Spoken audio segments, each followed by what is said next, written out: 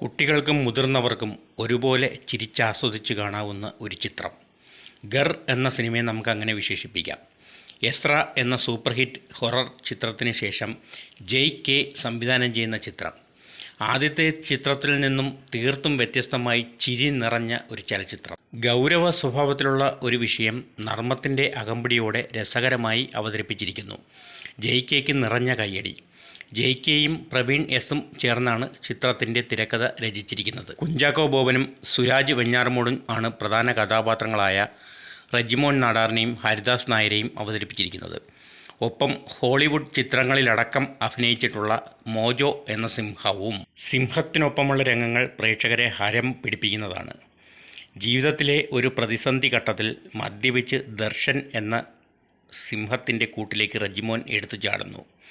റെജിമോനെ രക്ഷിക്കാനുള്ള ദൗത്യത്തിൽ ഹരിദാസും കെണിയിൽ പെട്ടുപോകുന്നു. തുടർന്നുണ്ടാകുന്ന സംഭവ വികാസങ്ങളാണ് ഘർ.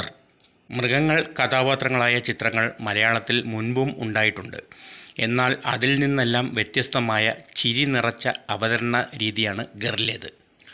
കുടുംബസമേതം തിയേറ്ററിൽ പോയി കണ്ട് ആസ്വദിക്കേണ്ട ചിത്രമാണ് ഘർ.